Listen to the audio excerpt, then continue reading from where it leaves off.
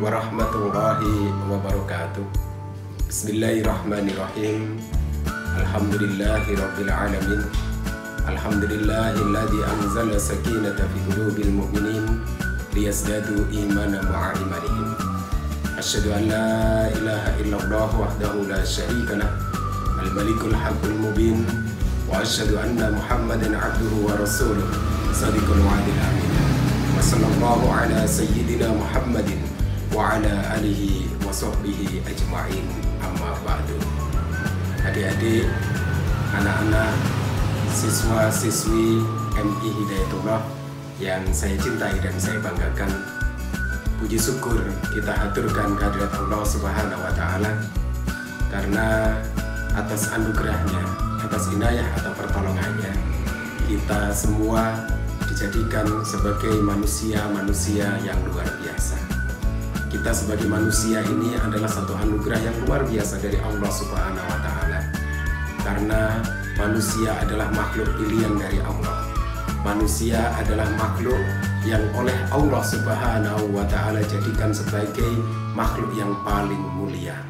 Bayangkan jika roh kita berada misalkan saja pada hewan nyamuk, alangkah menderitanya hidup kita. Cari makan saja nyawanya sudah terancam. Andaikan roh kita ini dimasukkan ke dalam cicak, alangkah menderitanya kita. Cari makannya susah. Untuk cari makan dia harus mendapatkan binatang-binatang yang terbang, sementara dia tidak bisa terbang. Belum lagi kalau kita dijadikan makhluk yang lain, maka kita harus bersyukur kepada Allah dengan syukur yang sebenar-benarnya syukur. Dengan alhamdulillah kita dijadikan makhluk yang diberikan pengharapan juga oleh Allah. Nanti kita akan masuk ke dalam surganya kalau kita mau taat kepada Allah Subhanahu wa Ta'ala. Mudah-mudahan kita semua nanti dijadikan sebagai orang-orang yang masuk ke dalam surganya Allah Subhanahu wa Ta'ala. Amin ya rabbal alamin. Salawat biqauli Allahumma salli wa sallim ala sayyidina Muhammad wa ala ali sayyidina Muhammad. Semoga terlimpahkan kepada baginda Rasulullah sallallahu alaihi wasallam yang telah mengajarkan kita kalimat tauhid la ilaha illallah Muhammadur Rasulullah. Mudah-mudahan kita semua nanti pada yaumil akhir, pada hari pembalasan, pada hari mahsyar, kita semua nanti mendapat syafaat dari Rasulullah Sallallahu Alaihi Wasallam. Adik-adik, anak-anakku yang saya cintai, saya mendapat amanah dari Bapak Ibu guru kalian untuk bercerita, untuk menjelaskan bagaimana kita bijak menyikapi keberagaman di Indonesia ini, dan juga mungkin ketika nanti kalian akan berada di luar negeri atau bertemu dengan orang-orang yang lain. Allah menciptakan manusia ini memang berbagai macam bentuk, berbagai macam model, berbagai macam bahasa, berbagai macam suku.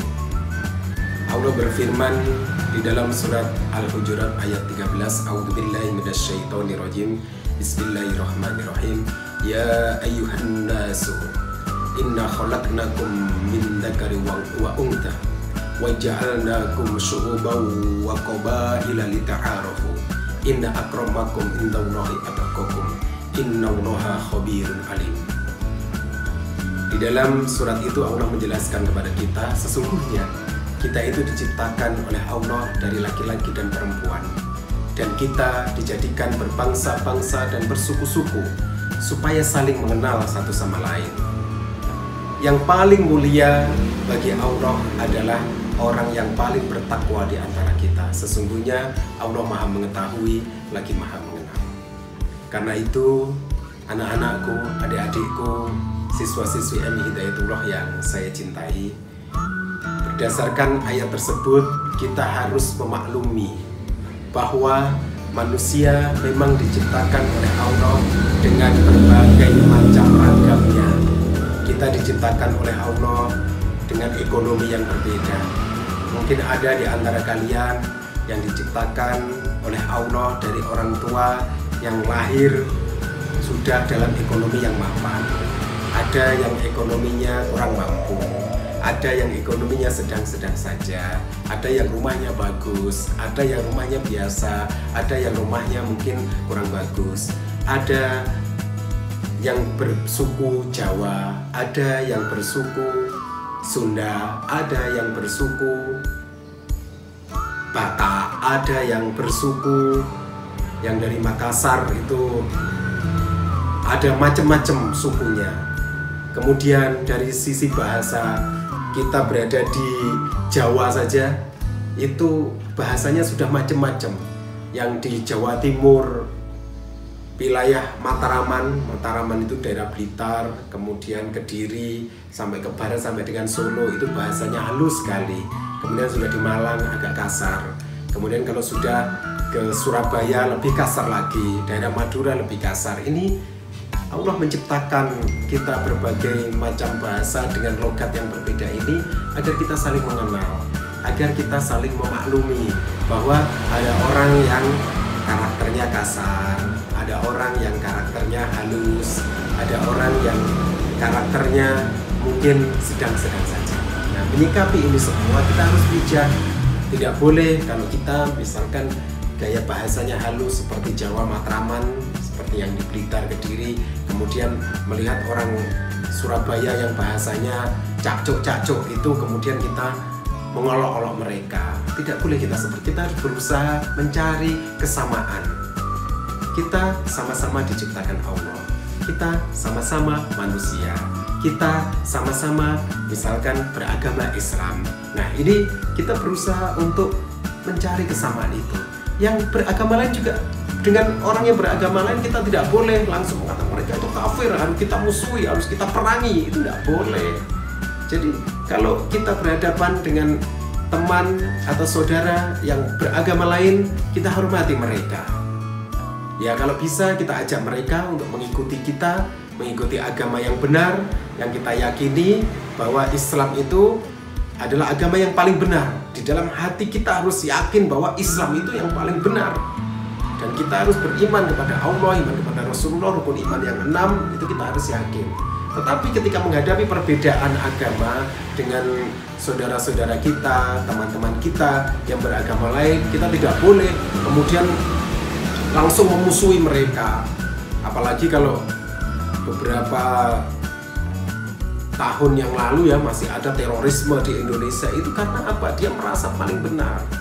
Kita merasa benar, Islam itu benar, tetapi kita tidak boleh merasa paling benar sendiri dan menganggap yang lain itu salah. Ada sebuah cerita, ada seorang ulama yang ditanya oleh santrinya, "Ya Syekh, bagaimana menurut Syekh orang yang mengebom terhadap orang-orang yang kafir itu? Bom bunuh diri seperti di bom Bali, kemudian di Surabaya kemarin ada sekeluarga yang mengebom gereja bersama anak, istri dan suaminya." Kemudian saya itu menjawab, orang yang mengebom itu, orang yang dibom itu kalau mereka itu belum mendapat hidayah dari Allah, misalkan mereka beragama Kristen, mereka beragama Katolik, mereka beragama Buddha atau Hindu, bahkan mereka yang ateis, ketika mereka mati, mereka akan menjadi ahli surga apa ahli neraka? Ya jelas ahli neraka, Syekh, karena mereka belum mendapatkan iman. Lah, orang yang ngebom itu akhirnya kan memasukkan itu ke dalam neraka. Siapa tahu kalau mereka hidup, dia bisa mendapat hidayah dari Allah, kemudian dia masuk Islam. Jadi kita tidak boleh kemudian mengebom orang-orang yang beragama lain, akhirnya mereka justru akan menjadi sengsara di akhirnya. Nah, maka dari itu kita tidak boleh merasa paling benar kemudian berbuat seperti itu. Kita juga bisa melihat ada negara yang dulu indah sekali tempatnya, pantainya indah, kotanya megah seperti Jakarta, kemudian tempat wisatanya banyak. Demikian indah, 5 tahun yang lalu negara ini demikian indah, kalau kita datang ke sana seperti surganya dunia. Tetapi karena penduduknya merasa paling benar, merasa mereka paling bisa, paling benar sendiri, maka akhirnya mereka memberontak pemerintahnya. Pemerintah menghadapi mereka dengan kekerasan, masyarakat juga tidak mau mengalah, akhirnya perang saudara antar saudara sendiri, terjadi peperangan yang akhirnya negara itu hancur. Negara itu adalah Suriah. Kalian bisa melihat di internet, lihat bagaimana Suriah 5 tahun lalu dan lihat bagaimana sekarang hancur lebur luar biasa. Banyak penduduknya yang kelaparan, banyak penduduknya yang tidak bisa makan. Karena apa? Karena mereka tidak bisa menghargai keberagaman. Maka dari itu Pancasila ada sila ketiga, yaitu persatuan Indonesia. Kita jaga persatuan dan kesatuan. Indonesia ini ada berbagai macam suku, ada berbagai macam bahasa, ada berbagai macam budaya. Kita hargai itu semua. Agama yang berbeda kita hormati mereka. Kita doakan mereka agar mendapat hidayah dari Allah. Mereka bisa mengikuti Islam dan kita sama-sama masuk ke dalam surganya Allah. Budaya yang berbeda, kita hargai budaya mereka. Memang diciptakan dengan budaya yang berbeda itu agar kita bisa menjadi satu khasanah perbedaan yang kemudian beda itu ketika menyatu menjadi sebuah kenikmatan yang luar biasa.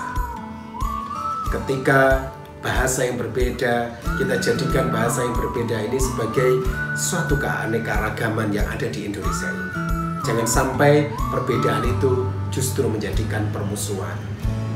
Saya juga berpesan kepada adik-adik yang saya cintai, jangan kita merasa paling tinggi, jangan kita merasa paling benar, jangan kita merasa paling baik. Misalkan saya yang bersuku Jawa lebih baik daripada Batak, saya yang bersuku Jawa lebih baik daripada Sunda, saya yang bersuku Jawa lebih baik daripada Bali. Jika ada merasa lebih baik dibanding yang lain atau terbaik dibanding yang lain, akhirnya merendahkan yang lain.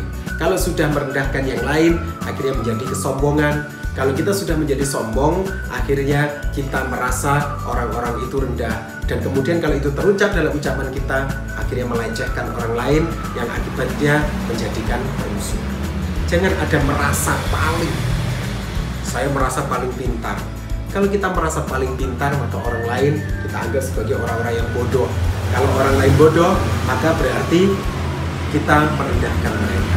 Inilah yang bisa menjadikan permusuhan. Mari kita bijak menghadapi perbedaan. Ada teman yang di bawah kita, ada teman yang mungkin ekonominya di bawah kita, jangan kita merendahkan mereka. Mereka lebih bodoh, jangan kita rendahkan mereka, tetapi justru kita angkat mereka bagaimana dia agar dia bisa menjadi lebih baik, agar dia bisa menjadi lebih cerdas.